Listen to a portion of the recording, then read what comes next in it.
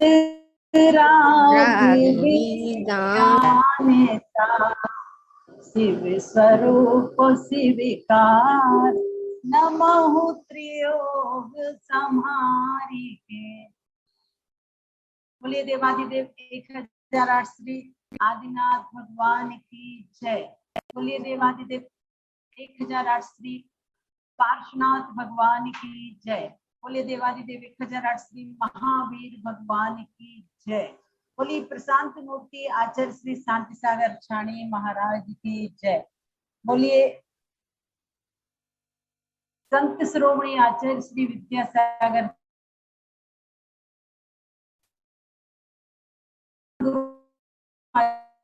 महाराज की जय।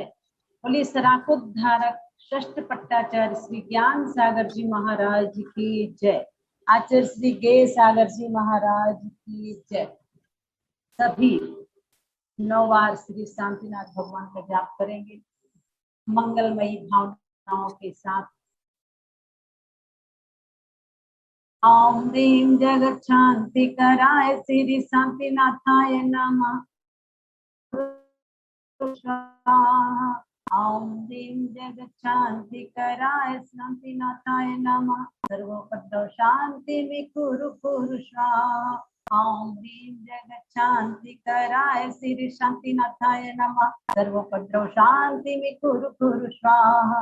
ओम ह्रीं जगत शांति कराय श्री शांतिनाथाय नमः। सर्वोपद्रव शांति में कुरु कुरु स्वाहा। ओम ह्रीं जगत शांति कराय श्री शांतिनाथाय नमः। सर्वोपद्रव शांति में कुरु श्री शांतिनाथाय नमः। सर्वोपद्रव शांति में कुरु कुरु स्वाहा।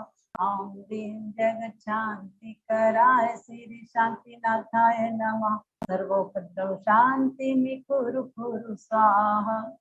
ओम ह्रीं जगत शांति कराय श्री शांतिनाथाय नमः। सर्वोपद्रव शांति में कुरु कुरु स्वाहा। ओम ह्रीं जगत शांति कराय श्री शांतिनाथाय नमः। सर्वोपद्रव शांति में कुरु कुरु स्वाहा।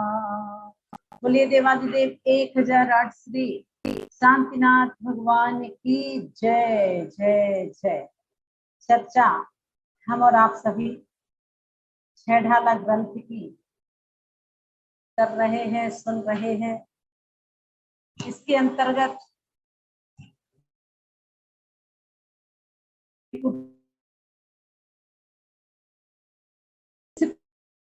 को लेकर के कि हम जो भी क्रियाएं करते हैं वो क्रियाएं भाव पूर्वक होनी चाहिए। अगर हम प्रभु की पूजन करते हैं और भाव विशुद्धि के साथ नहीं की जाएगी तो प्रभु की पूजन के पूरे नंबर नहीं मिल पाएंगे। हम माँ जिनवाणी का स्वाध्याय करते हैं और अगर स्वाध्याय करने के बाद हमारे जीवन में कसायों में वृद्धि होती चली जाएगी तो स्वाध्याय करना उतना सफल सार्थक नहीं होगा। चाहे दान दे रहे हो, चाहे ध्यान कर रहे हो, चाहे प्रभु की आराधना कर रहे हो, सबका एक ही सार है कि हमें इन सब क्रियाओं को करने के बाद अपने जीवन में परिवर्तन लाना है। जिस व्यक्ति के जीवन में परिवर्तन हो जाता है, जिसको तेज गुस्सा आती है, अगर वह अपनी गुस्सा को कम कर लेता है तो मान लीजिए उसका आराधना करना, पूजन करना, अनुष्ठान करना, जप करना, स्वाध्याय करना, दान करना सफल सार्थक है। और अगर धार्मिक क्रियाओं को करने के बाद गुस्सा में वृद्धि हो जाती है, अहंकार में वृद्धि हो जाती है, तो निश्चित मानिएगा कि सब कुछ हमने मात्र दिखाने के लिए किया है, आत्म दर्शन की भावना से नहीं किया है। तो आइए, जब आप समय देते हो तो क्यों ना हम समीचीन लक्ष्य के साथ हर क्रियाएं करें। चर्चा अपनी चल रही है श्रावक के 6 आवश्यक कर्तव्यों की। कौन से 6 आवश्यक कर्तव्य हैं? निश्चित रूप से इनका पालन करना प्रत्येक गृहस्थ व्यक्ति का कर्तव्य है। अकेले मात्र हमें याद नहीं करना है कि हमारे 6 आवश्यक कर्तव्य कौन से हैं। याद करने के साथ साथ हमें इनका आचरण करना है। सबसे पहले भगवान की पूजन को स्थान देना है, गुरु उपासना को स्थान देना है, माँ जिनवाणी का पठन पाठन करना है। साथ ही साथ जितना आपसे बन सकता है मन और इंद्रियों को बस में रखना, उसकी प्रक्रिया प्रारंभ करना है। साथ में ही तप आवश्यक कर्तव्य। तप आवश्यक कर्तव्य का मतलब क्या हुआ? यथाशक्ति हम अपनी आकांक्षाओं को सीमित करें, हम अपनी इच्छाओं को सीमित करें, वह तप कहलाता है। और इसके साथ ही साथ में दान से संबंधित अपनी चर्चा चल रही है। दान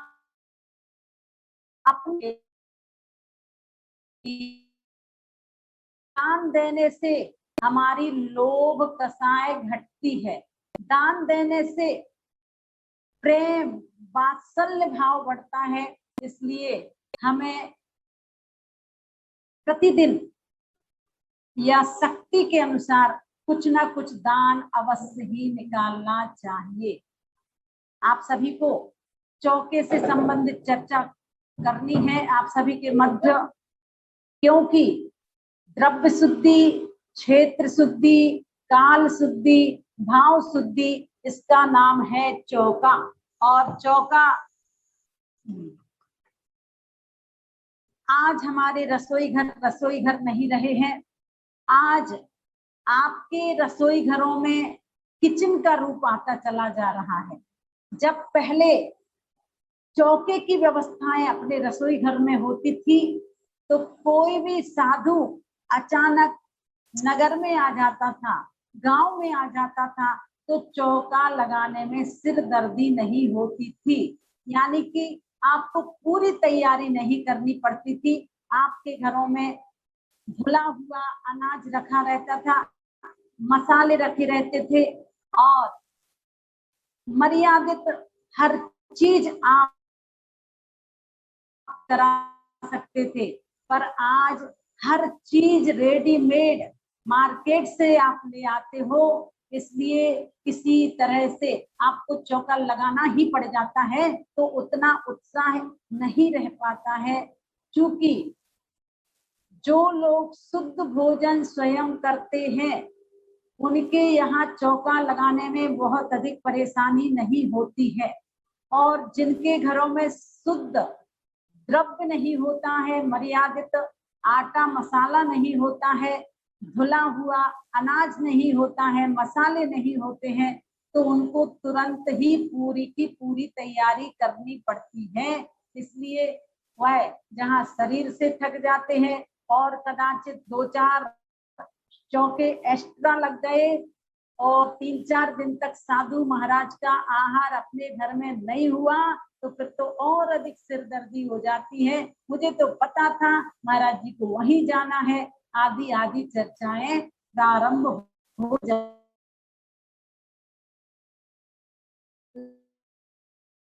देखिएगा, हम अपने अपने रसोई घरों में द्रव्य शुद्धि का ध्यान रखें। आज के डॉक्टर, आज के वैज्ञानिक कितनी सारी फास्ट फूड से कैंसर की संभावना, पर बहुत कम लोग ऐसे होंगे जो फास्ट फूड का जीवन पर्यंत के लिए त्याग कर देते हैं। आचार्य श्री के संग में कुछ साधु फास्ट फूड का त्याग कराए बिना आहार नहीं लेते हैं।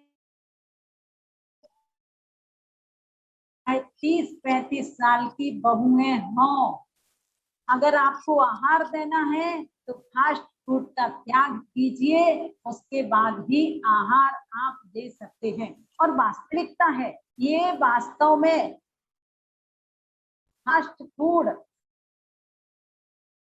या अपने अपने बच्चों को भी ये संस्कार दीजिए, अपने घर में शुद्ध भोजन बना करके बच्चों की पूर्ति कीजिए। यद्यपि बच्चों के लिए बाजार की ही वस्तुएं अच्छी लगती हैं, पर फिर भी जो बच्चे संस्कारित होंगे, जिन बच्चों को आप धार्मिक संस्कार प्रारंभ से ही देते रहते हैं, वो बच्चे गुरुओं की बात बहुत जल्दी मान जाया करते हैं। पूज्य गुरुदेव अगर Recording in progress. कह दिया करते थे कि बेटा नहीं खाना, चॉकलेट नहीं खाना, अंकल चिप्स नहीं खाना, तो बच्चे वास्तव में पूज्य गुरुदेव की बात को कभी नकारते नहीं थे। तो निश्चित रूप से हमें अपने अपने रसोई घरों में शुद्धि का विशेष ध्यान रखना चाहिए। जैसा खाओ अन्न वैसा होवे मन, और जैसा पियो पानी वैसी होवे वाणी। तो हमें इन सभी नीति वाक्यों की तरफ भी अपना ध्यान देना है। आप अकेला स्वाद देखोगे तो स्वास्थ्य पर दुष्प्रभाव पड़ेगा। तो चलते हैं आज हम और आप सभी दान से संबंधित पिछली सभी बातों को बहुत जल्दी दोहराते हुए, चौका में किस तरह से 4 प्रकार की शुद्धि होनी चाहिए। तो दाता से संबंधित आप लोगों को बहुत सारी बातें बताई गई हैं। दान देने वाले के परिणाम कैसे होना चाहिए। दान देने के बाद आपके अंदर अगर पश्चाताप की भावना आती है तो वह गलत है, वो दाता का दूषण कहलाता है। इसलिए जब भी आप किसी को किसी भी हो, चाहे शास्त्र दान, चाहे औषधि दान और चाहे अभय दान, वह अंतरंग भावों के साथ देना चाहिए। क्योंकि अगर समय पर आप थोड़ा सा भी दान देते हो तो वो दान बहुत फलदायी हुआ करता है। श्रद्धा, भक्ति, शक्ति, तुष्टि, विवेक, क्षमा, अलुब्धता, ये 7 गुण दाता के अंदर अवश्य होना चाहिए। इसके साथ ही साथ नवदा भक्ति, मुझे लगता है वैसे सबको याद हो चुकी है, फिर भी दोहरा लेते हैं ताकि जिनको पक्का याद नहीं है वो पक्का याद कर लेंगे। नंबर 1, पड़गाहन, उच्चासन, पाद प्रक्षालन, पूजन, नमस्कार,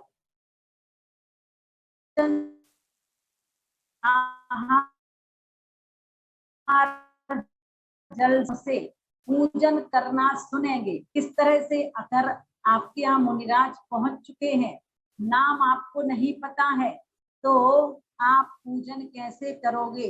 तो भगवान की पूजन जिस तरह से करते हैं वहाँ आप देव शास्त्र गुरुभ्यः बोलते हैं। यहाँ पर अगर कोई साधु परमेष्ठी है, नाम पता है तो नाम लेकर के पूजा कीजिएगा।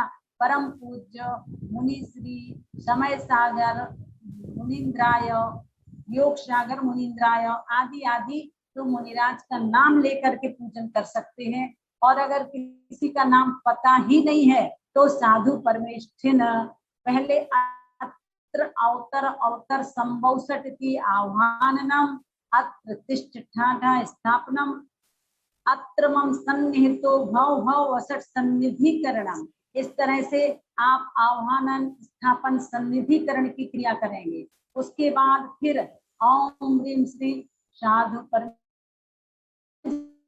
जरा मृत्यु विनाशनाय जलम निर्वपामि स्वाहा। ओम ह्रीं श्री मुनि श्री समय सागर मुनिंद्राय संसार का विनाशनाय चंदनम निर्वपामि स्वाहा। ओम ह्रीं मुनि श्री समय सागर मुनिंद्राय संसार का विनाशनाय अक्षय पद प्राप्ति अक्षतान निर्वपामि। इसी तरह से मतलब क्रम से आपको अष्टतव समर्पित करना है।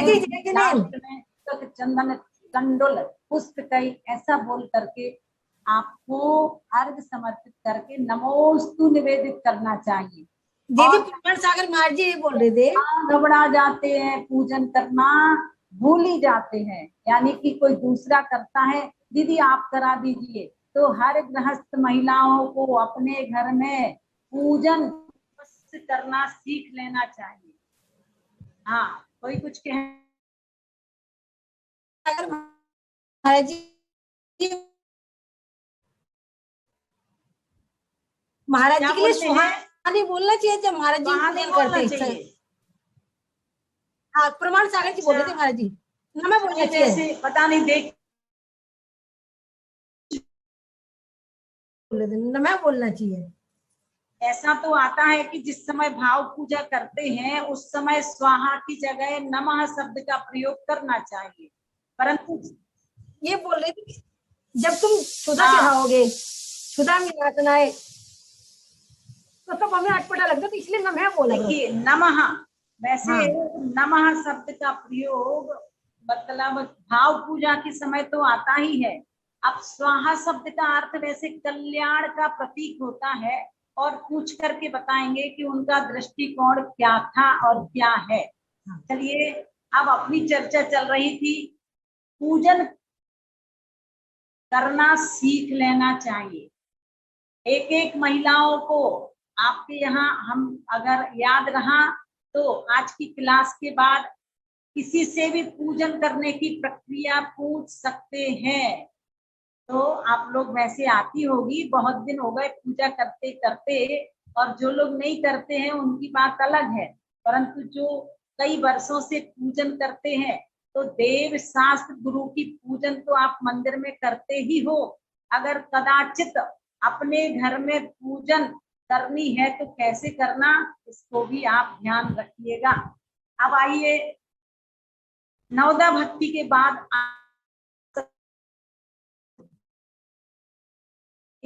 5 आभूषण, और फिर साथ ही साथ बताया था उत्तम पात्र, मध्यम पात्र, जघन्य पात्र, अपात्र और कुपात्र। इस तरह से ये चर्चा भी आपको बता दी गई है। अब उत्तम दाता, मध्यम दाता और जघन्य दाता किसे कहते हैं, तो जो अपनी आय का 25% धर्म क्षेत्र में लगाता है वो उत्तम दाता है, और मध्यम दाता 20% लगाता है, और जघन्य दाता जो 10% अपनी आय का धर्म के क्षेत्र में यूज करता है वो जघन्य दाता कहलाता है। अगर इसमें कहीं कोई मतलब परिवर्तन करना होगा तो कल देख करके बताएंगे। वैसे ही ऐसा ही आता है कि 25%, 20% और 10% जो धन का उपयोग धार्मिक आयतनों में करता है वह वास्तव में उत्तम मध्यम जघन्य दाता कहा गया है। दूसरे तरीके से भी बताया है कि जो मुनिराज को बिना पानी पिए आहार देता है, देखिए अपनी अपनी शक्ति के अनुसार आप लोग आहार में सम्मिलित होते हैं। कुछ लोग ऐसे होते हैं जो पानी, चाय आदि आदि ले लिया करते हैं, दूध ले लिया करते हैं, क्योंकि उनको कोई शारीरिक प्रॉब्लम अगर होती है तो बिना अनाज की वस्तु यूज कर लिया करते हैं। और कुछ लोग ऐसे होते हैं, जब तक मुनिराज का आहार नहीं होगा तब तक के लिए मेरा अन्न जल का त्याग है। और कई लोग साधुओं के आहार के बाद अगर कोई त्यागी व्रती होता है तो उनको भी आहार दे करके, भोजन करा करके फिर लेते, जबकि हम लोगों को बड़ी आकुलता हो जाती है कि मुनिराज का आहार हुआ, अब उसके बाद तो हम लोग तो कह देते कि देखो पहले आप पानी आदि ले लीजिए, उसके बाद हम लोगों को भोजन कराओ तो हमको भी अच्छा लगेगा, क्योंकि बहुत देर होने से फिर श्रावक को आकुलता व्याकुलता हो सकती है। तो ये सभी बातें हमारे आगम ग्रंथों में भी स्पष्ट की गई है कि दान देने वाला किस तरह का दाता होना चाहिए। जब आप दान दे ही रहे हो तो भावों के साथ दीजिए, ताकि आपको देने के बाद पूरा पूरा फल प्राप्त हो सके। तो जैन दर्शन यही कहता है कि जब आप अपना समय प्रभु की पूजन में दे रहे हो, माँ जिनवाणी के स्वाध्याय में दे रहे हो, दान में दे रहे हो, अपना धन का उपयोग कर रहे हो, तो भावों के साथ कीजिए, क्योंकि कर तो रहे ही हो, और अगर भावों के साथ करोगे तो और अच्छा, सोने में सुहागा हो जाएगा। अब आते हैं अपन चौके की शुद्धि। क्योंकि चौका शब्द बहुत विस्तृत है।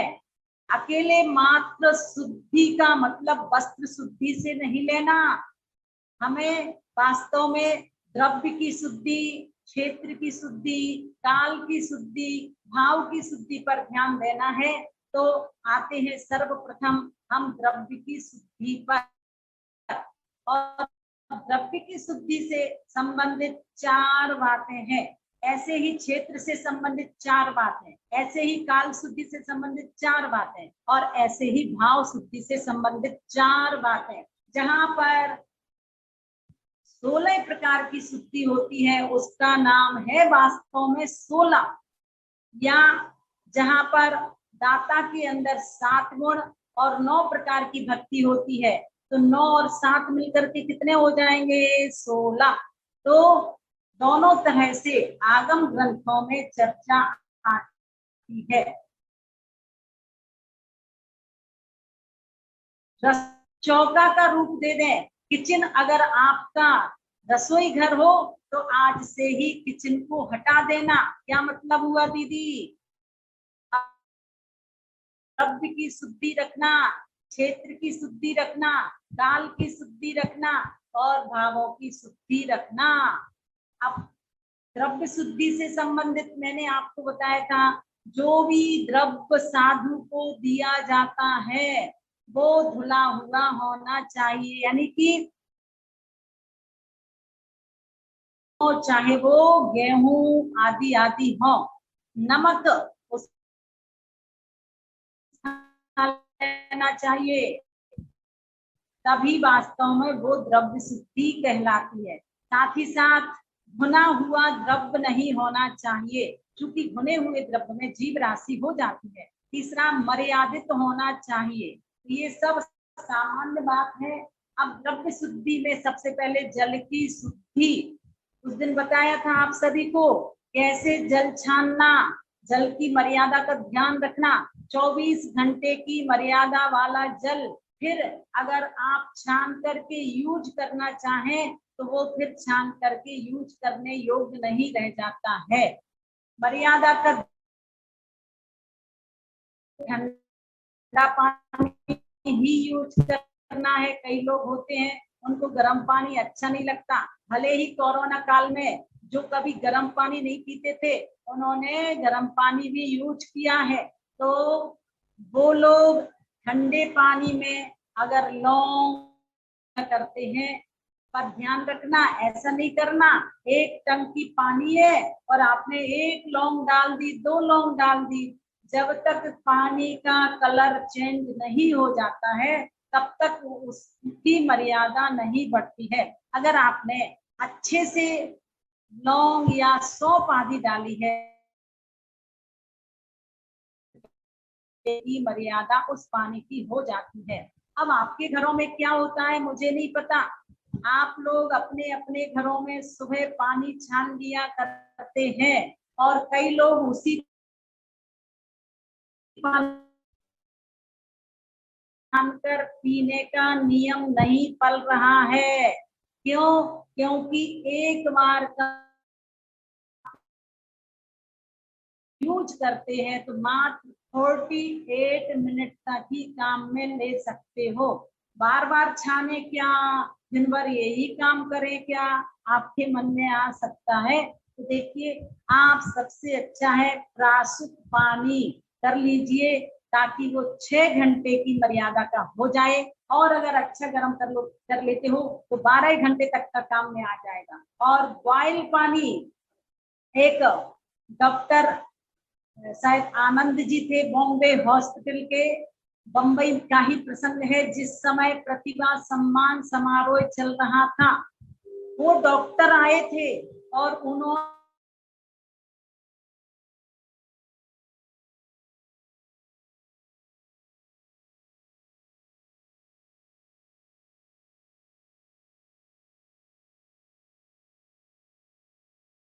वास्तव में स्वस्थता के लिए लोग है। तो निश्चित रूप से जैन दर्शन की जितनी भी बातें हैं आचरण संबंधी, हमारे आचार्यों ने तो बहुत वर्षों पहले कहा है, पर आजकल हम लोग क्या करते हैं, डॉक्टर की बात मान लेते हैं और गुरुओं की बात तो नहीं मानते हैं। अगर हम गुरुओं की बात पहले से ही मानते चले आए तो आज डॉक्टर के पास जाने की उतनी आवश्यकता नहीं रहती है। तो आइएगा, हमें अपने अपने रसोई घरों में ध्यान देना है। अब मर्यादित भोजन की बात की जाए तो बहुत माल ले आते हो। अब पिसा गेहूं पिसा हुआ आप आटे का अपने यहाँ बोरी आदि जो कुछ भी लाते हो, अब वो कितने दिन की तो पिसी हुई होगी, उनके यहाँ से आई है जहां से, और कितने दिन तक आप यूज कर रहे हैं। और जबकि ऋतुओं के अनुसार जो मर्यादा बताई है उसके बाद कितनी जीव राशि हो जाती है, और आप लोग बड़े अच्छे से उन चीजों को यूज करते हैं। तो भैया, अहिंसा धर्म का पालन करना बहुत कठिन है आज के समय में। तो जल की शुद्धि का ध्यान रखना, कैसे पानी छानना आपको बताया था, डबल छन्ने से पानी छानना, और साथ ही साथ कपड़ा बड़ा होना चाहिए, 36 अंगुल लंबा, 24 अंगुल चौड़ा, और डबल करने के बाद सूर्य की किरणें नजर न आए, इस तरह का कपड़ा होना चाहिए। दूसरे नंबर पर दूध की शुद्धि के विषय में भी बताया था कि दूध की शुद्धि का ध्यान रखें। जैसे पानी की मर्यादा है, पौन घंटे के अंदर अंदर दूध प्रासुत हो जाना चाहिए, गर्म हो जाना चाहिए। अब अगर कोई पौन घंटा लाते लाते ही निकल चुका है तो वो दूध साधु के काम में कतई मत लेना। क्यों नहीं लेना? क्योंकि उस दूध में 48 मिनट के बाद, मैं अगर कहूंगी तो आप लोग कहोगे ओहो, सैनी पंचेंद्रिय सम्मूर्छन जीव उत्पन्न हो जाते हैं, गाय के ही आकार के। हम लोगों की आंखों से नजर नहीं आते हैं क्योंकि वो सम्मूर्छन जीव होते हैं। तो वास्तव में पौन घंटे के अंदर अंदर का दूध ही आपको साधु के लिए देना चाहिए। अगर आपको शुद्ध दूध नहीं मिला है तो मत दीजिए, वो ठीक है, पर अशुद्ध दूध नहीं देना, क्योंकि शुद्धि आपने बोली है, मन शुद्धि, वचन शुद्धि, काय शुद्धि, आहार जल शुद्ध है, ना कि साधु ने। अगर आप झूठ बोल करके अशुद्ध भोजन देते हो तो दोष रखना। अगर साधु को पता लग गया है कि इनके यहाँ दूध सही नहीं आता है, और फिर साधु तो पता लगने के बाद भी साधु ले रहा है, तो साधु को भी दोष लगेगा। इसलिए हमें इन सभी बातों पर ध्यान देना चाहिए। इसके साथ ही साथ अग्नि की शुद्धि। अग्नि की शुद्धि का मतलब क्या था? पहले के समय में चूल्हे बनते थे और चूल्हों में लकड़ियां यूज होती थी। तो जिस समय लकड़ी यूज करते थे उस समय विवेक रखना, कहीं कोई लकड़ी घुनी हुई ना हो, लकड़ी को ठोक करके फिर ही चूल्हे में यूज करना चाहिए। अब तो चूल्हे की परंपरा ही नहीं रही है, गांव की बात अलग है। तो अब तो गैस चूल्हे चल रहे हैं, तो गैस चूल्हे में भी क्या आपको आप प्रातः काल गैस चूल्हा जलाते हो, उसको आहट कर देना चाहिए, फूंक देना चाहिए। अगर आप वास्तव में अहिंसा व्रत का पालन करने वाले हैं तो आपको गैस चूल्हा जलाने से पहले या तो फूंक दीजिएगा उन छिद्रों को, या थोड़ा आहट सी कर दीजिएगा, ताकि कोई जीव जंतु सूक्ष्म उसके अंदर हो तो वो निकल जाए। इसके साथ ही साथ कर्ता की शुद्धि। अब कर्ता की शुद्धि का मतलब क्या हुआ? जो आहार बनाने वाला है उसकी भी शुद्धि होना चाहिए, यानी नेल पॉलिश लगे हुए हाथों से साधु का चौका नहीं लगाना, लिपस्टिक लगे हुए होठों से भी आपको चौके का काम नहीं करना चाहिए। इसके साथ ही साथ अशुद्धि के कपड़े नहीं होना चाहिए, धुले हुए कपड़े होना चाहिए। धुले हुए कपड़े का मतलब ऐसा नहीं समझना कि आपने कपड़ा धो करके सुखा दिया है और उन कपड़ों को आप इन्हीं कपड़ों से टच करके ले आते हो तो वो धुले हुए कपड़े नहीं कहलाएंगे। इसलिए शुद्धि के वस्त्रों का विशेष ध्यान देना चाहिए। आज कोरोना महामारी ने आप सभी को शुद्धि करना सिखा दिया है। बाहर से आते हो तुरंत हाथ धोते हो, बाहर से आते हो आप तुरंत, पता नहीं बाहर से कौन सा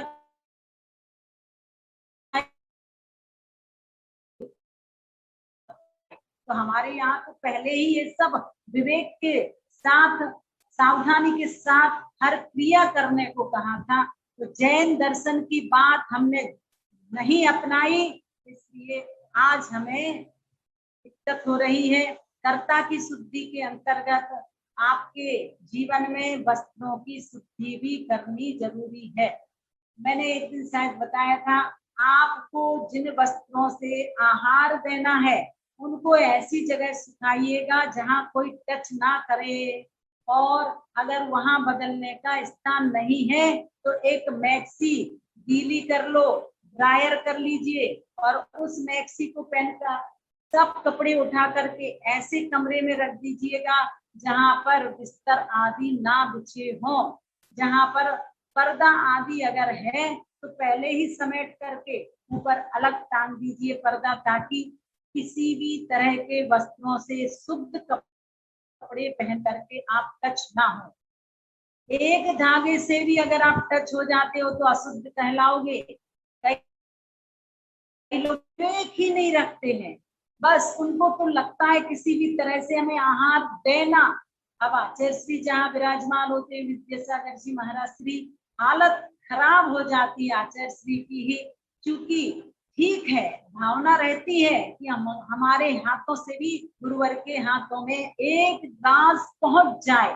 तो वास्तव में बहुत सारे लोग ऐसे हैं जिन्होंने आचार्य श्री को अभी तक आहार ही नहीं दिया है, और हम लोगों का ऐसा भाव रहता है कि जिन लोगों ने आज तक आहार नहीं दिया है ऐसे संत को आहार अवश्य दे देना चाहिए, पर अनुशासन के साथ, वहां की व्यवस्था के अनुसार ही देना। क्योंकि अब श्री वृद्धत्व की तरफ बढ़ते जा रहे हैं तो साधु संतों का भी कर्तव्य बनता है कि गुरु का ध्यान रखें, पर व्यवस्था अगर सही होती है तो निश्चित आचार्य श्री जी आहार ले लिया करते हैं। एक बार हम लोग भाग्योदय में थे सागर में, और किसी दूसरे के घर में आहार हुआ था, संयोग से मुझे जाने का संयोग बन गया उनके यहाँ। तो उस दिन हम लोगों ने बहुत सारे श्रावकों को आहार दिला दिया। तो आचार्य श्री जी आहार के बाद में जब बोले थे, जब अपनी पिच्छिका लेके कमरे की तरफ जा रहे थे, तो हम लोगों से कहते आज तो बहुतों को आहार दिला दिया। तो हम लोगों की भावना ऐसी ही रहती है, क्योंकि परम पूज्य आचार्य श्री ज्ञान सागर जी महाराज श्री ने एक संस्कार दिया है हम लोगों को कि आप लोग तो देते ही रहते हो, जो श्रावक डरते हैं, जो श्रावक कभी आहार नहीं देते हैं, उन श्रावकों से आहार दिला दीजिए। तो हम लोगों को तो बिल्कुल सरल लगता है, चाहे 100 व्यक्ति हो, चाहे 50 व्यक्ति हो, और चाहे इससे ज्यादा व्यक्ति हो, हम लोग नहीं घबराते, क्योंकि मुझे पता है कि महाराज श्री का किस तरह का हिसाब किताब है। तो निश्चित रूप से पूज्य गुरुदेव को तो बहुत सारे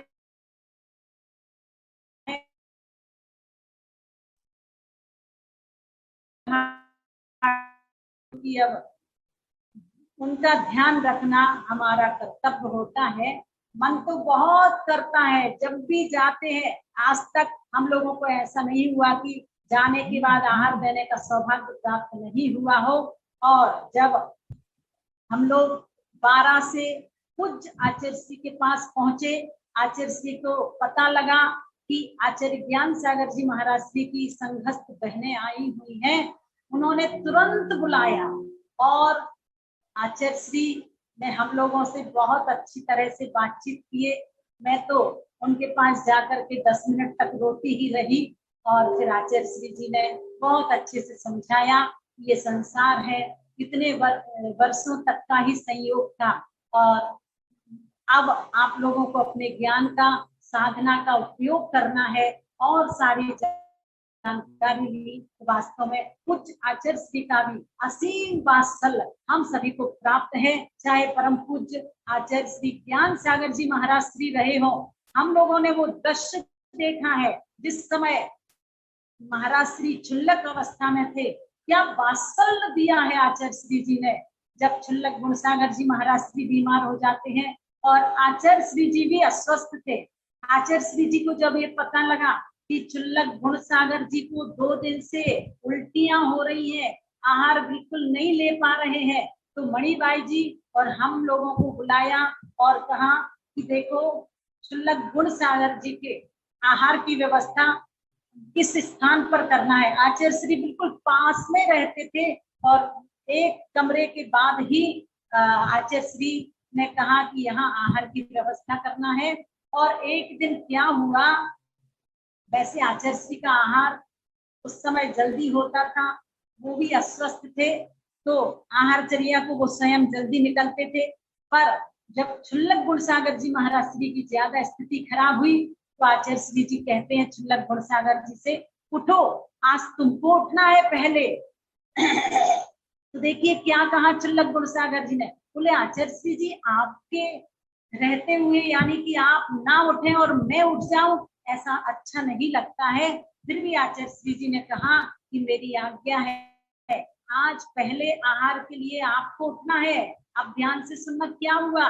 जैसे ही आचार्य श्री जी ने पूज्य गुरुदेव से कहा कि आपको आहार के लिए पहले उठना है, उस दिन उनकी बहुत स्थिति खराब थी, बहुत चक्कर आ रहे थे। तो जैसे ही शुद्धि करके आचार्य श्री के पास गए, नमोस्तु निवेदित किया, आचार्य श्री से कहते हैं आचार्य श्री जी बहुत अधिक चक्कर आ रहे हैं। आचार्य श्री जी ने उस समय क्या किया, ये सुनने लायक प्रसंग है। आचार्य श्री ने उस समय क्षुल्लक गुणसागर जी को साहस धैर्य तो बंधाया ही, साथ ही साथ अपनी जंघा पर लिटा लिया, उनका मस्तिष्क रख लिया अपने जंघा पर और अमृत धारा रखी हुई थी और अमृत धारा उनके सिर पर लगाई। हम लोग देख करके गदगद हो गए और उसके बाद फिर महाराज श्री को बहुत साहस दिया कि उठो उठो गुणसागर जी, हिम्मत रखो, और आहारचर्या के लिए निकले। फिर आचार्य श्री जी आहारचर्या को निकले। फिर क्या हुआ, आचार्य श्री तो आहार लेकर के आ गए और क्षुल्लक गुणसागर जी जिनसे लिया ही नहीं जाता था, तो वह जो भी चीज लेते थे बस कटोरा में कभी यहाँ से यहाँ ऐसे करते रहते थे, इधर उधर देख करके वो चक्कर आते थे। इसलिए इतने में आचार्य श्री जी आ गए और आचार्य श्री जी आ गए तो बोले क्यों क्षुल्लक गुणसागर जी अभी तक आहार नहीं लिया। तो हम लोगों ने कहा आचार्य श्री जी बिल्कुल कुछ भी नहीं ले रहे हैं, बस इधर का इधर, इधर का इधर, इधर का इधर कर रहे हैं। तो वास्तव में पूज्य गुरुदेव को आचार्य श्री विद्यासागर जी महाराज का असीम वात्सल्य भाव प्राप्त हुआ है। बहुत अच्छे अच्छे संस्मरण हम लोगों के हैं। वास्तव में पूज्य आचार्य श्री विद्यासागर जी महाराज श्री का भी और पूज्य आचार्य श्री ज्ञान सागर जी महाराज श्री का बहुत बहुत उपकार है। जिंदगी भर तो क्या, कई भवों तक हम उनके उपकार को भुला नहीं पाएंगे। तो निश्चित रूप से अभी जब हम लोग इधर गए थे नेमावर, भावना बहन को भी पता है कैसा संयोग बना था और गदगद हो गए थे। उस दिन तो ऐसा लगा जैसे किसी तीर्थंकर परमेष्ठी का आहार हुआ और जैसे ही पड़गाहन हुआ आंखों से आंसू झरझर निकल रहे थे। और बस उस दिन तो जो खुशी हुई है, क्योंकि बहुत वर्षों के बाद चौका लगाने का संयोग प्राप्त हुआ था। निश्चित रूप से और आचार्य गुरुदेव जिनको भी 12 में इस बार बहुत आहार देने का संयोग बना, कोरोना काल की वजह से हर किसी श्रावक को आहार देने का मौका नहीं मिल पाया था, परंतु विधि का विधान कोई टाल नहीं सकता है।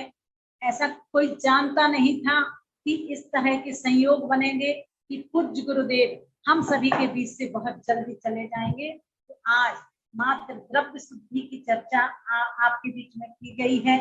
पता नहीं, मैं चाहती हूँ कि पूज्य गुरुदेव का इस तरह से प्रसंग कुछ ना सुनाऊं जिससे आंखों में भी आंसू आ जाया करते हैं, पर पता नहीं क्यों सहज में ही हर प्रसंग में पूज्य गुरुदेव और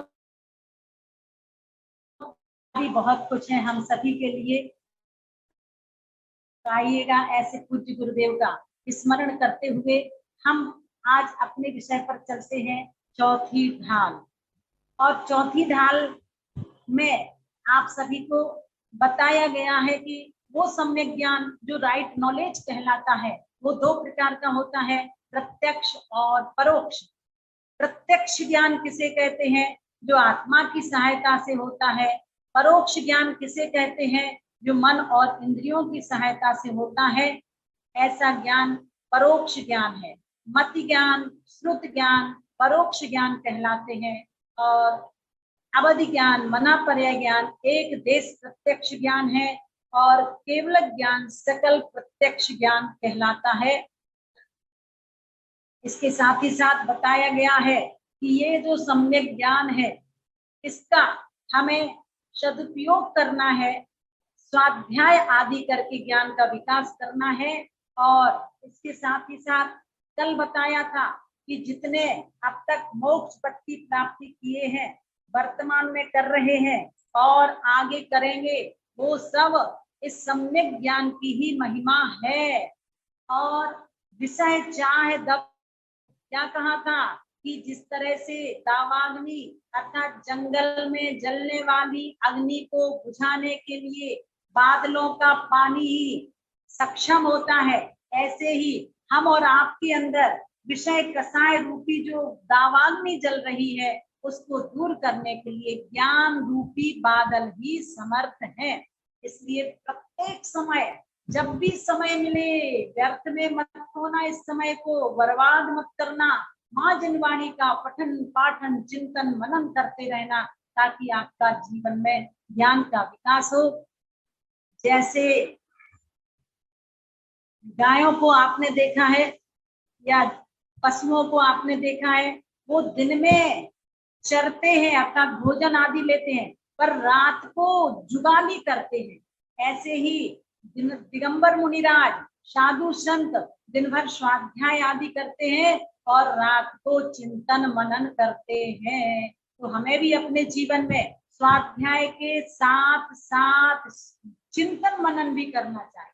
आपने जो कुछ पढ़ा है ना, उसको बार बार रिपीट कीजिए, अभ्यास कीजिए। मैं इसलिए आप लोगों को बार बार उन विषयों की तरफ ले जाती हूँ ताकि वो विषय आपका मजबूत हो जाए। तो आज अपन चलते हैं, क्योंकि पूज्य आचार्य श्री का प्रसंग आने से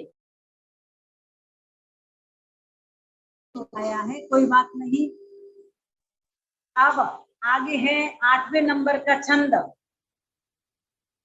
पुण्य पाप फल माही हरत बिलिखो मत भाई, यह पुद्गल पर जाए उपज बिन से फिर नाई।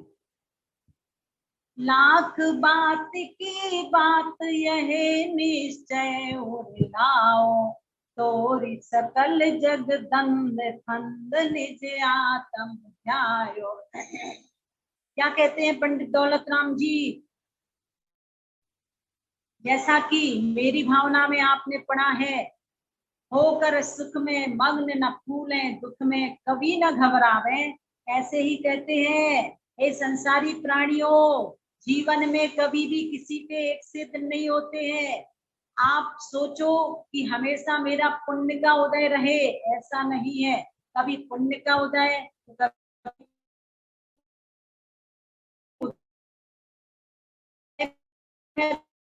तो हम लोग भूल जाते हैं और पाप के उदय में दुखी हो जाते हैं। तो पंडित दौलत राम जी कहते, पुण्य पाप फल माही, हे संसारी प्राणियों, पुण्य और पाप के फल में हरख बिलखो मत भाई।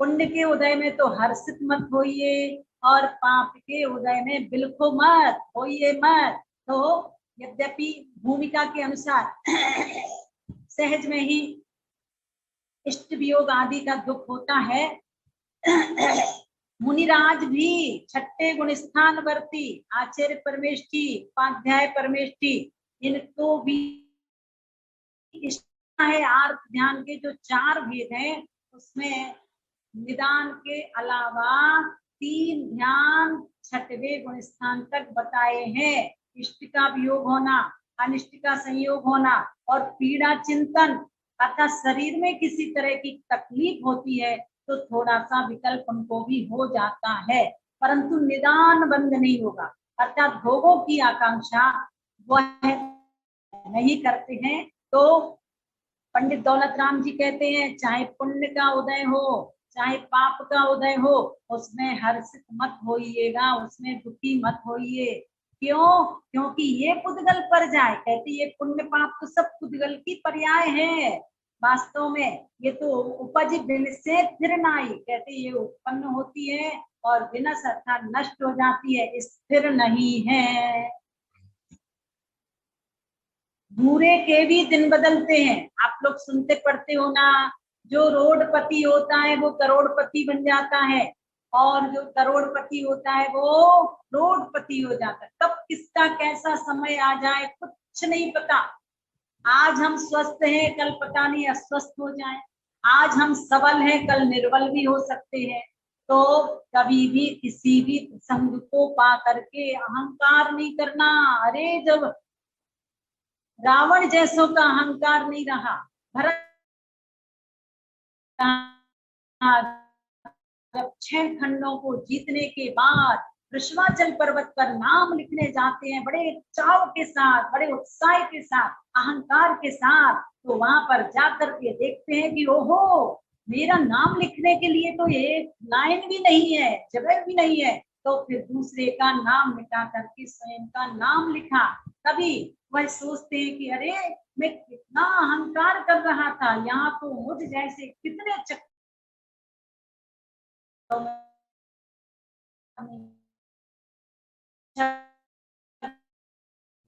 क्योंकि केवल ज्ञानी के सामने तो सभी अज्ञानी हैं, छदमस्त हैं। कहते हैं पंडित दौलत राम जी,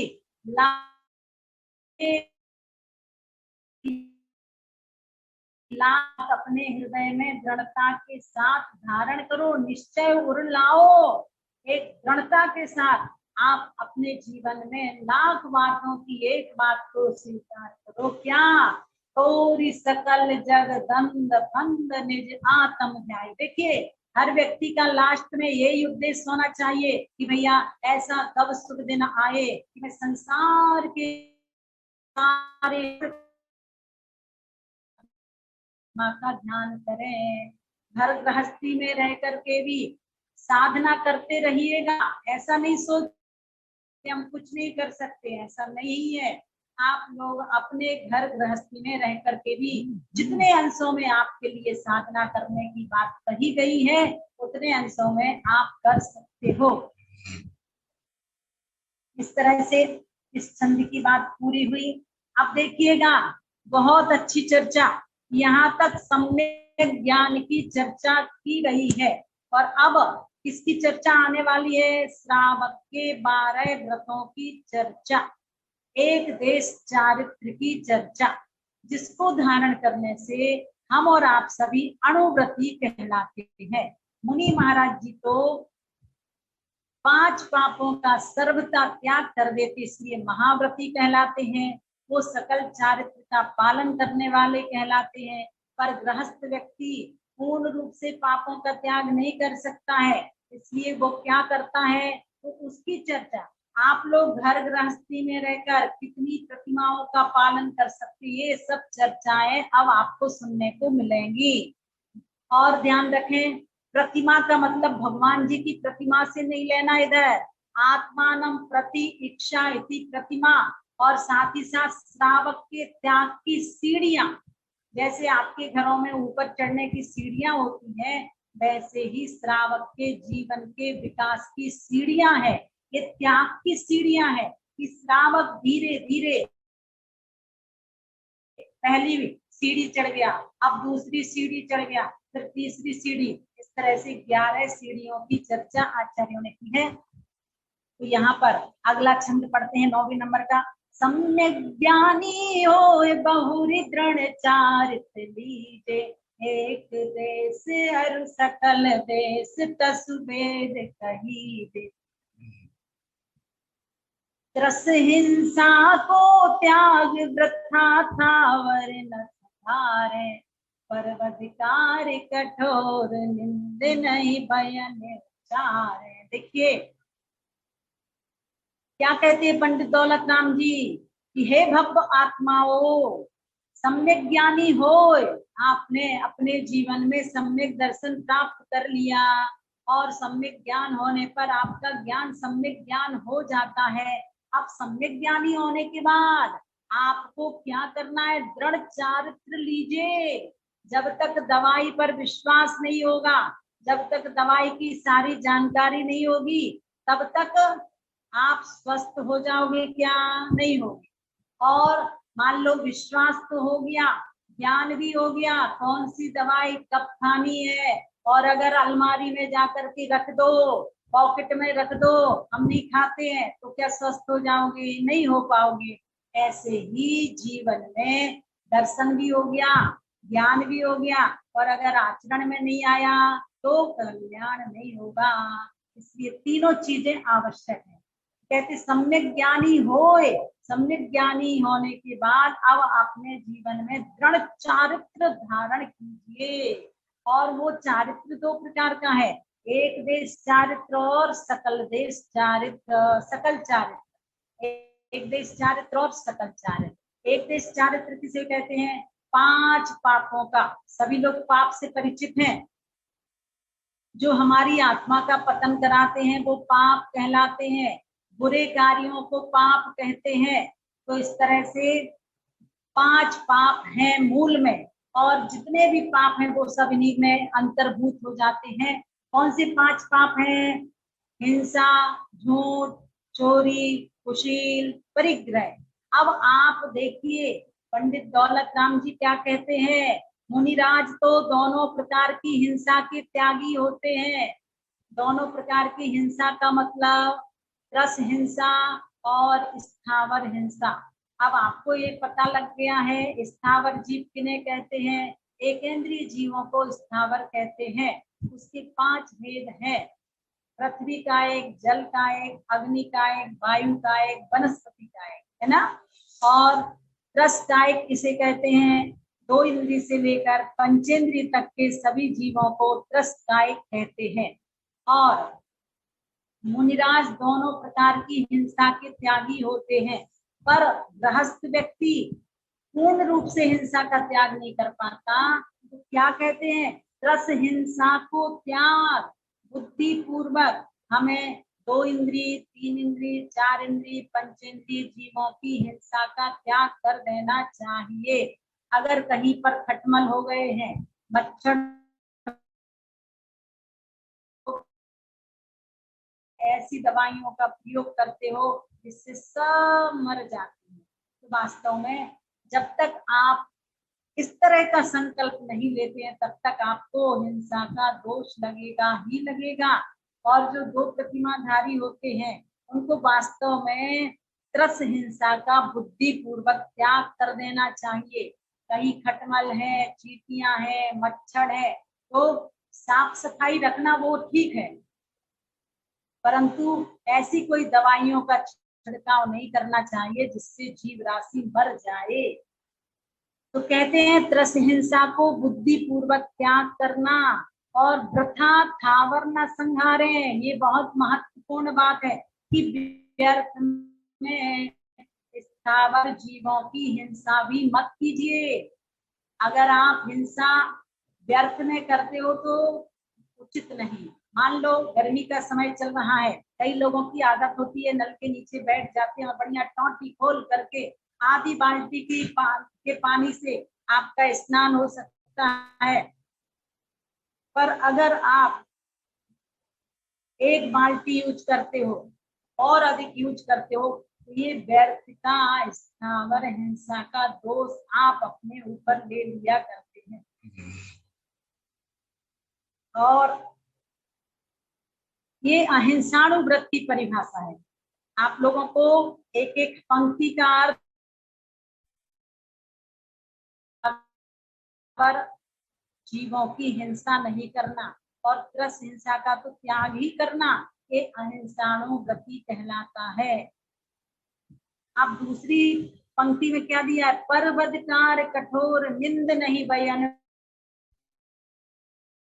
ऐसे करोगे घर में रह करके, तो कहते हैं पर बदकार अर्थात दूसरे का वध हो जाए, ऐसे शब्दों का प्रयोग नहीं करना, कठोर शब्दों का प्रयोग नहीं करना, साथ ही साथ निंद अर्थात किसी की निंदा वाले शब्दों का प्रयोग नहीं करना, ये सत्यानुव्रति कहलाते हैं। तो आप लोगों ने आज अहिंसानुव्रत सत्यानुव्रत को समझा। निश्चित हमें ऐसे शब्दों का प्रयोग नहीं करना चाहिए जिस कारण किसी का वध हो जाए, मरण हो जाए। इसमें बहुत सी कहानियां प्रसिद्ध हैं कि एक मुनि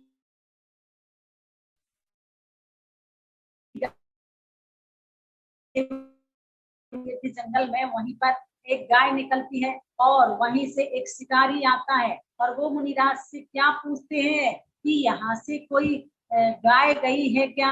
अब मुनिराज जान रहे हैं कि ये शिकारी है और ये गाय को मार सकता है, इसलिए देखिए मुनिराज ने कितना अच्छा विवेक के साथ उत्तर दिया कि जो देखता है वो बोल नहीं सकता और जो बोलता है वो देख नहीं सकता।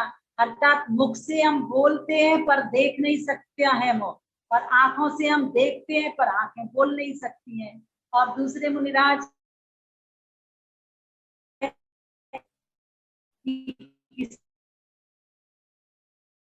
ने कहा जिंदा है, तो वो समझ रहे हैं सामने वाले की भावनाएं कि अगर हम कह दें जिंदा है तो हो सकता है ये उनको मसल दे तो मर जाएगी, और अगर हम कह देते हैं कि मर गई है तो वो उसको उड़ा देगा।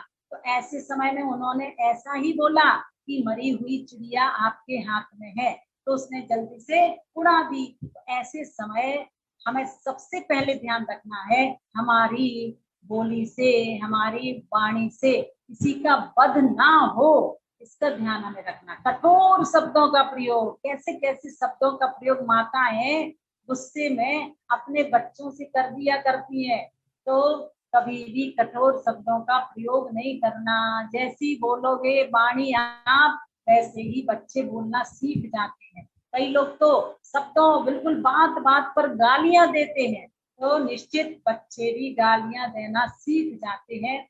तो हमें प्रयोग हमें नहीं करना जिससे किसी का दिल टूट जाए, यानी कि अंदर अंदर पीड़ा हो। ऐसे शब्दों का प्रयोग नहीं करना जिससे जिससे सामने वाले को क्रोध आ जाए। ऐसे शब्दों का प्रयोग मत करना जिससे सामने वाला टूट जाए, निराश हो जाए। तो हमें मीठो मीठो बोल थारो काई बिगड़े थारो काई बिगड़े। अरे मीठा बोलने में किसका क्या जाता है। अगर कोई संकट के समय में है और आप उसकी पैसे से सहायता नहीं कर सकते हो, तो कम से कम बचने को दरिद्रता, वचनों में दरिद्रता नहीं लाना, कहना अरे मैं हूं ना, घबराओ मत। इतना शब्द बोल करके भी आप उसको राहत बना सकते हो। तो निश्चित आज आप सभी को सत्यानुव्रति और अहिंसानुव्रति कौन कहलाता है, किस तरह से वो एक देश पाप का त्याग करता है और 5 पापों का पूर्ण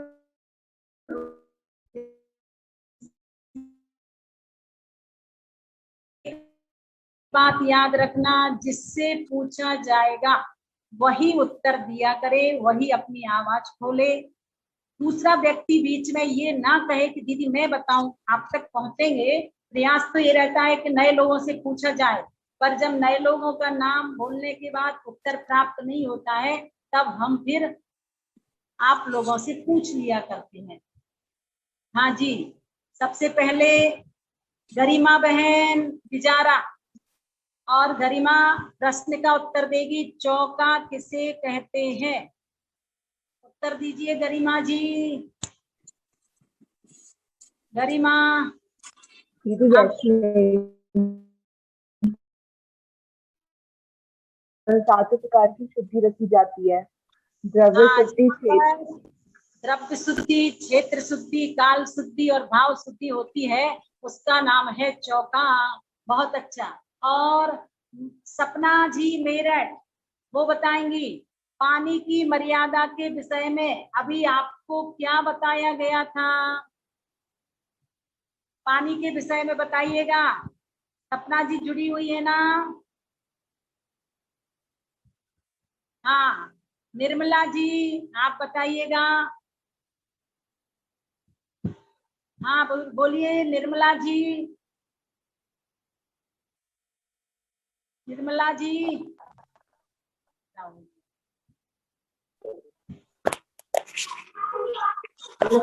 जी दीदी। हाँ निर्मला जी बोलिए। अभी हमने आपको बताया पानी की मर्यादा के विषय में क्या बात बताई थी? पानी की अच्छा, सुमन जैन, सुशीला जैन दीदी पानी की बोलिएगा। सुमन जैन। जैजनीन दीदी, जय जिनेन्द्र। पानी को उबालने दोहरे कपड़े में छानना चाहिए जिसमें सूर्य की रोशनी ना दिखाई दे। उबले हुए पानी की कितनी मर्यादा बताई थी? किसकी दीदी? उबले हुए पानी की मर्यादा कितने समय की? पानी की 24 घंटे की।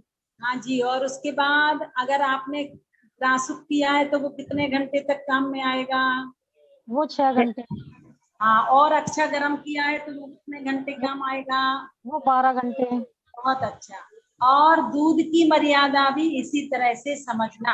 अब इसके साथ ही साथ मीना जैन बताएंगी, और मीना जैन बताएंगी आटा की मर्यादा सर्दी के समय कितनी बताई गई थी? अगर आपने आटा पीसा है तो वो कितने दिन की मर्यादा को लिए हुए होता है सर्दियों में? मीना जी।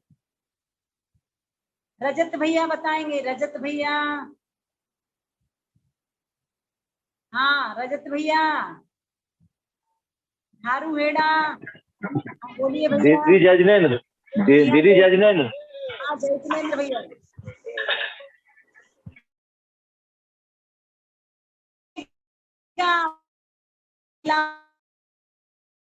तो अपने घरों में दीदी चौका मैंने लगता सुना है। नहीं। हाँ दीदी मैंने ढंग से सुना, मैंने पूरा दीदी सुना नहीं था मैंने। अच्छा जी कोई बात नहीं। आपको ये बताना है जीव के दो भेद कौन कौन से हैं? जीव और अजीव दीदी। नहीं, मतलब जीव के दो भेद बताओ, संसारी जीव और मुक्त जीव, है ना? संसारी जीव के दो भेद कौन से हैं? कल्पना जी बताएंगी। कल्पना जी। वंदना दीदी, त्रस और स्थावर दीदी। हाँ, त्रस और स्थावर। तो अहिंसानुव्रति कौन सी हिंसा का त्याग करता है? क्या दीदी?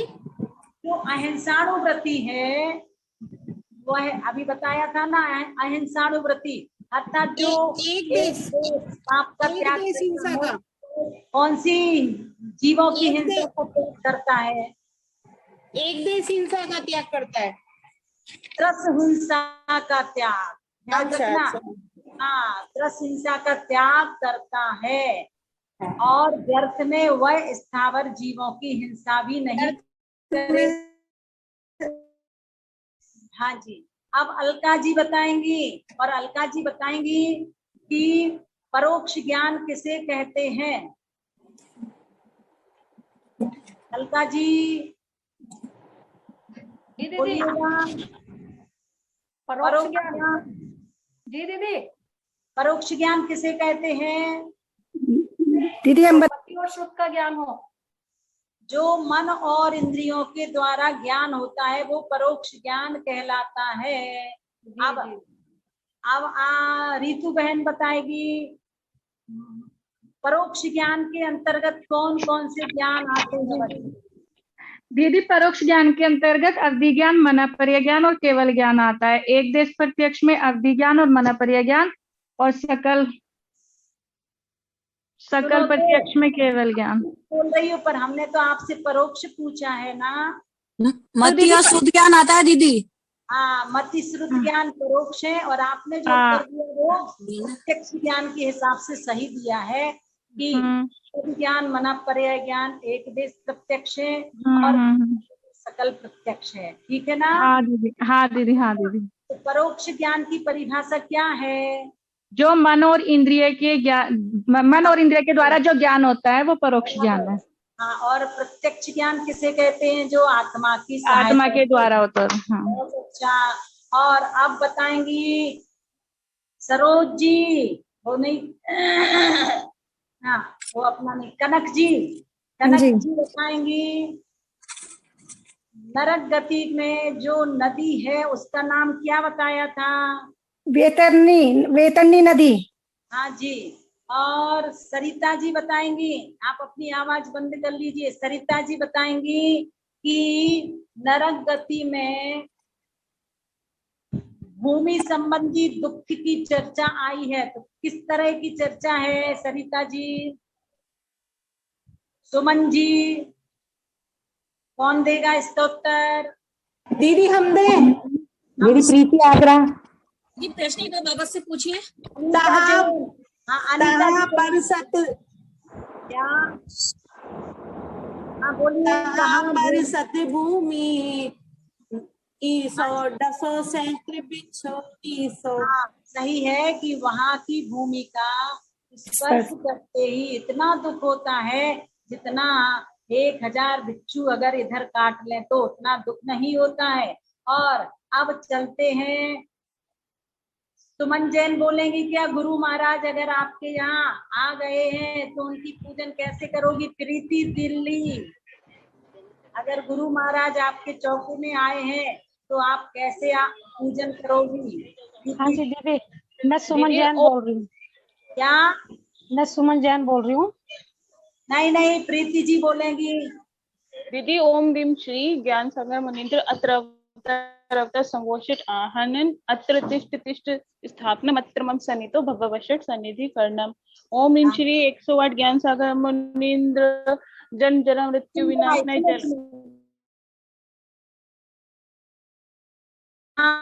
पर मुनीन्द्राय बोलना। ओम ह्रीं मुनीश्री, ओम ह्रीं श्री ज्ञान सागर मुनीन्द्राय जन्म जरा मृत्यु विनाशनाय जलम निर्पामति स्वाहा।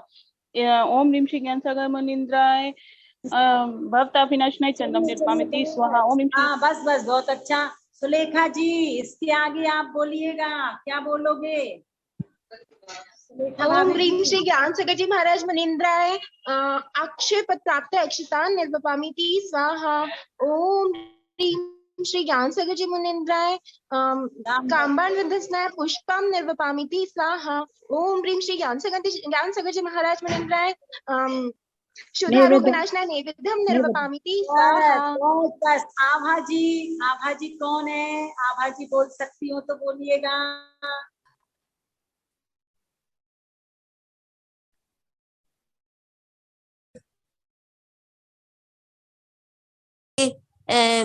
नैवेद्यम प्रांते स्वाहा। दीपम मोहांधकार विनाशनाय। ओम ह्रीं ज्ञान सागर महाराज जी मुनीन्द्राय बोल सकते। ओम मुनीन्द्राय धूपम निर्वंति स्वाहा। मोहांधकार विनाशनाय। मोहांधकार विनाशनाय दीपम प्रांते स्वाहा। हाँ। ओम ह्रीं सुनो आचार्य परमेश जी को ह्रूम लगता है। ओम ह्रूम आचार्य श्री ज्ञान सागर मुनीन्द्राय धूपम प्रांते स्वाहा। ओम ह्रूम ज्ञान सागर महाराज जी मोक्ष फल प्राप्त है फलम प्रांते स्वाहा। सागर महाराज जी सागर स्वाहा। बहुत अच्छा। चलिए आनंद कुमार जैन इसमें जुड़े हुए हैं, आप बताइएगा कौन से हैं? दीदी हम बता दें? हाँ जी, कौन बोल रहा है? मीना जैन। सीमा जी बोलिए। मीना मीना मीना पूछ लिया था ना आपसे अभी कुछ। प्रीति आगरा, आनंद कुमार जी, आनंद कुमार जी बता सकते हैं ना दान कैसे दीदी हम देना? बताएं? आनंद पूर्वक नहीं वंदना कोई जी। आनंद जी बताएंगे। श्रद्धा से, भक्ति से, शक्ति से, दृष्टि से, विवेक, क्षमा और अलुपता से। देखिए ये दाता के 7 गुण नहीं पूछे हमने दाता के 5 आभूषण। शालिनी जी बताएंगी। शालिनी बताएंगे। आनंद से दान देना चाहिए। कौन बोल रहा? कविता। प्रीति आगरा दीदी, आपने प्रीति से पूछा था ना? अब सीमा नहीं बोलेगी, अब तो शालिनी जी बोलिएगा। बोलिए। पूर्वक दान देना, आनंद के साथ दान देना। आवाज बंद हो गई आपकी। आवाज खोलिए। आवाज समय से पूर्व देना। मैं बोलूं? नहीं दीदी आदर पूर्वक दान देना, दान देकर अपने भावों की सराहना करना। और तीसरा है दीदी, और अरे सुनो, आनंद पूर्वक देना, आदर पूर्वक देना, प्रिय वचन बोलकर देना, निर्मल भावों से युक्त होकर देना और दान देकर अपने भाग्य की सराहना करना। नेहा जी फिर से दोहराइएगा। नेहा जी। हाँ दीदी, वंदना दीदी। बहुत अच्छा। यही देना है ना, आनंद पूर्वक दान देना, आदर पूर्वक दान देना, प्रिय वचनों से दान देना और निर्मल भावों से दान देना और दान देकर अपने को धन्य। अब उर्मिला भाभी जी दाता के 5 दूषण बताइए। दूषण। प्रिय वचन दीदी, एक तो है विलम्ब से देना। हाँ, विलम्ब से दान देना, दान देकर पछताना और दूर वचन से बोलकर दान देना, निरादर से दान देना और उदास होकर के दान देना। हाँ बिटिया, आपने क्या याद किया है? जल्दी से बोलिएगा। 10 आप हमको बताइए। 11वें भगवान से लेके 15वें भगवान तक के नाम याद है क्या? क्यों नेहा जी, इसको याद है क्या? आवाज खोलिए। 11वें श्रीनाथ जी, 12वें वासुपुर जी, 13वें नीमलनाथ जी, 14वें अनंतनाथ जी, 15वें धर्मनाथ जी। हाँ बहुत अच्छा, 15वें धर्मनाथ जी, बहुत अच्छा।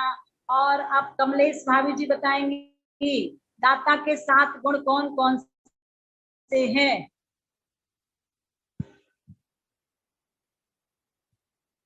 आवाज खोलिए। दीदी हम बताएं? दीदी हम बताएं? अरे बीच में क्यों बोलना? पहले कमलेश भाभी जी बताएंगी। हाँ बोलिए भाभी जी। भक्ति पूर्वक दान देना। बोल रही दीदी, बोल रही दीदी। हाँ, भक्ति पूर्वक दान देना, शक्ति पूर्वक दान देना, भक्ति, शक्ति, तुष्टि, विवेक, क्षमा और निर्लोभता। बहुत अच्छा। एक और है दीदी। बहुत अच्छा। और अब ये बताएगी भावना बहन, और भावना बहन बताएगी पहले नरक से 7वें नरक तक सभी नरकों की आयु कितनी है? दीदी पहले नरक की 1 सागर उत्कृष्ट आयु, और दूसरे नरक की है दीदी पहले की 1 है और 7वें नरक की 33 सागर है। और दूसरे सुनो बहुत अच्छा तरीका। 1 3 7 10 1 3 7 11। हाँ 1 3 7 10 15 22 33। 1 3 7 10 15 और 33। 3 7 10 15 22 33। चलिए बहुत अच्छा। और अब सविता भाभी जी बताएंगी और वो ये बताएंगी। हाँ जी। उत्तम पात्र कौन कहलाते हैं? उत्तम पात्र मुनिराज कहलाते हैं जी। बहुत अच्छा। मध्यम पात्र? मध्यम पात्र श्रावक श्रावक माता जी वगैरह। माता जी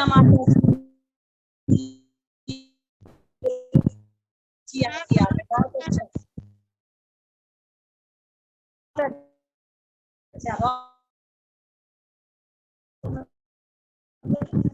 जी वंदना जी बताइए, श्रावक के 6 आवश्यक कर्तव्य कौन से हैं? आवाज हाँ जी खोली। वंदना में माता जी। वंदना दीदी। हाँ वंदना दीदी। हाँ वंदना दीदी जी। श्रावक के पूजा करना जी, गुरु उपासती पूजा करना, दान देना, शास्त्र पढ़ना, स्वाध्याय करना, जाप करना और स्नान करना। हाँ तप और संयम। हाँ मानसी की मम्मी बताएंगी क्या? मानसी की मम्मी नहीं बताएंगी। और अब महावीर प्रसाद जी बताएंगे। बोलो। और ये बताएंगे प्रथम नरक से 7वें नरक तक कौन कौन सी वेश्या होती है? अरे पूछ रही हूँ, बताती हूँ। महावीर प्रसाद जी। दीदी वंदना। जी हाँ जय जिनेन्द्र। प्रथम नरक में तो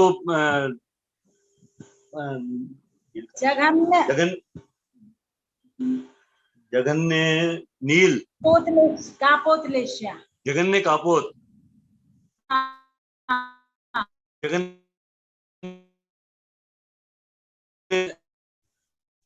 मध्यम कापोत। मध्यम कापोत। और तीसरे में उत्कृष्ट कापोत और जघन्य नील। उत्कृष्ट कापोत है जघन्य नील। और चौथे में जो है मध्यम नील और उत्कृष्ट। में उत्कृष्ट नील और जघन्य कृष्ण। छठवें में मध्यम कृष्ण और 7वें में उत्कृष्ट कृष्ण। किसको याद हो गया? इस तरह से पूरे। एक बार वापस ये लेशा बता दीजिए। किरण जी का नंबर है। किरण जी दीदी ये लेशा बता दीजिए। अब आप क्या नंबर है?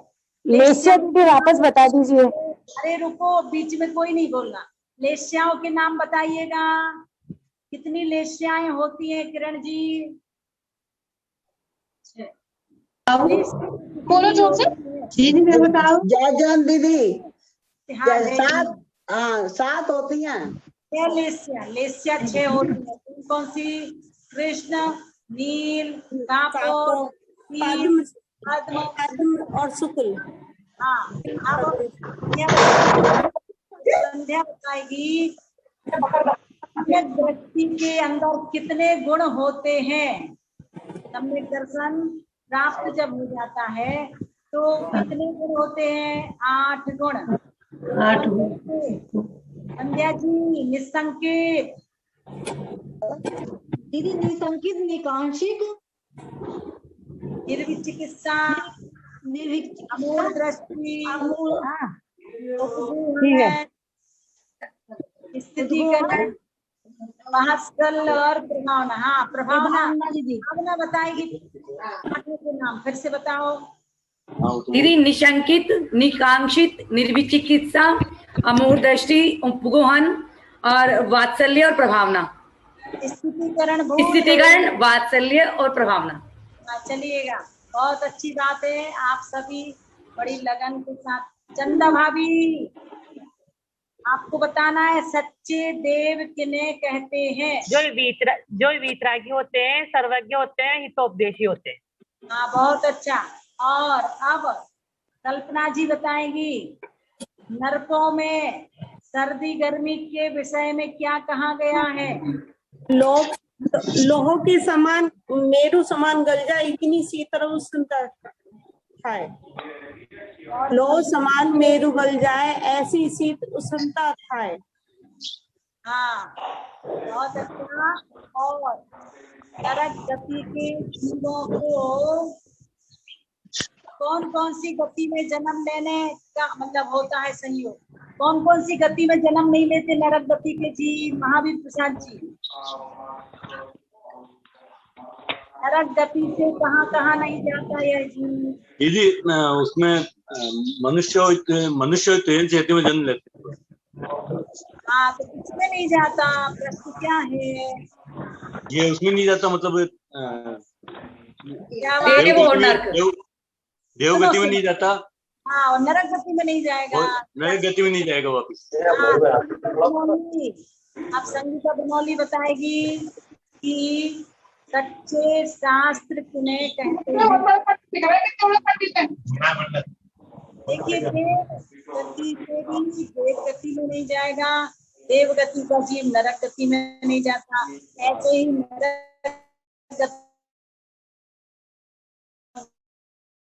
नरक में जाते हैं। संगीता बनौली जी बताइएगा, शास्त्र किन्हें कहते हैं? सच्चे शास्त्र किन्हें कहते हैं? जिनेंद्र भगवान की वाणी को ही सच्चे शास्त्र कहते हैं। ठीक है ना? प्रथमा 4 अनुयोगों के नाम बताइएगा। कौन बताएगा 4 अनुयोगों के नाम? जी मैं बताऊं? एक मिनट। मैं बताऊं दीदी? मैं बताऊं दीदी? गरिमा बताएगी फिर से। गरिमा बताओ तो 4 अनुयोगों के नाम बताइए गरिमा। नहीं बताए अभी, चलो हम बताएं अलका जैन? हाँ बोलिए, जैसे बता चुकी हो शायद। दीदी हम बताएं निर्मला जैन? हाँ अलका जी बताइए। कर्मानुयोग, कर्णानुयोग, चरणानुयोग, द्रव्यानुयोग। हाँ बहुत अच्छा। और इस तरह से अपना समय पूरा हुआ। रीतू जी बताएंगी कर्णानुयोग के कोई 2 ग्रंथों के नाम।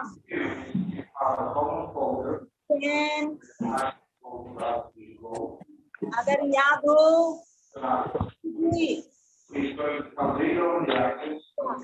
और गरिमा का तो हो ही गया है। निर्मला जी कनक ने नहीं बताया आज का? बता दिया दीदी। दीदी हमने नहीं बताया। दीदी मेरे से पूछो। बबीता जैन ने। अच्छा बबीता जी बताइए कर्णानुयोग के कोई 2 ग्रंथों के नाम।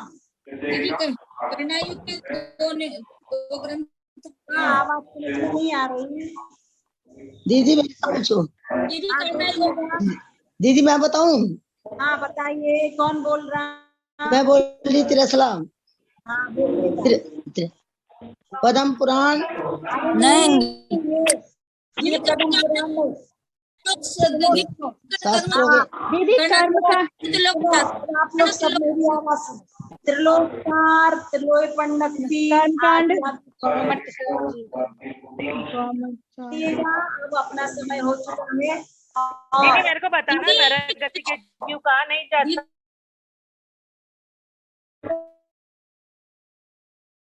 दीदी नरक गति के जीव कहाँ नहीं जाते? देवों में नहीं जाएंगे और नरक से निकलकर नरक में नहीं जाएंगे। मनुष्य ही बनते हैं। नरक से निकला जीव नरक में नहीं जाता, देवों में नहीं जाता। ऐसे ही देवगति से निकला जीव देवगति में नहीं जाता और देवगति से निकला जीव नरकों में नहीं जाता है। मनुष्य और त्रियंश ही बनता है। ये व्यवस्थाएं हैं। अब कितने नरक तक के निकले जीव कहाँ जाते हैं, ये सारी व्यवस्थाएं कल आप सभी को बताएंगे। समय हो चुका है।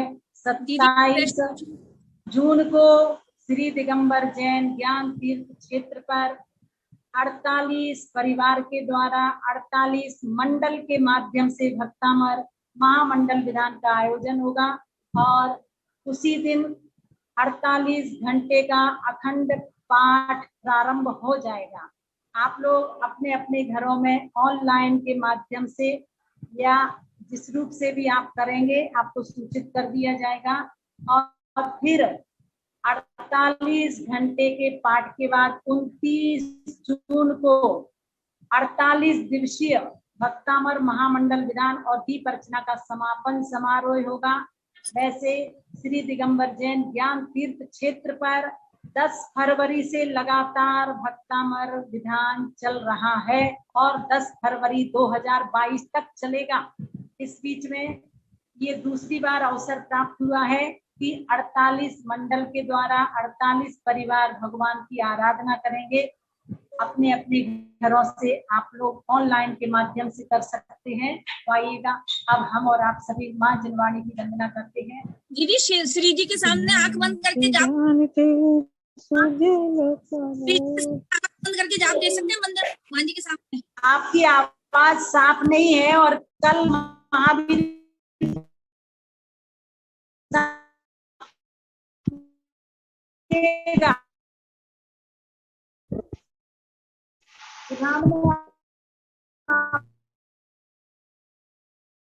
जुड़ना है थोड़ी देर। जैसे भी कल्पना जी 29 तारीख को 27 तारीख को आप लोग भी विधान में जुड़ जाए ऑनलाइन, तो बहुत अच्छा है। आपने भी अच्छा सहयोग दिया है, इसलिए मैं चाहती हूँ 29 तारीख या 27 तारीख को अधिक से अधिक लोग इस और कल आवाज खोलिए, आवाज 29 तारीख को या 27 तारीख को। देखिए रविवार के दिन छुट्टी का दिन है, इसलिए समय मिले उस दिन, नहीं तो 29 तारीख को दोनों दिन जुड़ जाओ तो और भी अच्छा है। सुजय लोका सो वाणी मस्तक नमो देव रहिए। वाणी भारती तो ही जपो दिन रे जो विधान में जुड़ना नाम लिया, विधान में जुड़ना 27 हरिहंत को गुरु सेवा निरतन दया धर्म पालो सदा वाला विधान श्रेष्ठ है महामंत्र नवकार, इसीलिए सब मिल पढ़ो महामंत्र नवकार। सभी लोग पूरी तन्मयता के साथ दीदी जय जिनेन्द्र का जाप करेंगे। सबसे जय जिनेन्द्र दीदी जय जिनेन्द्र बाद में करेंगे।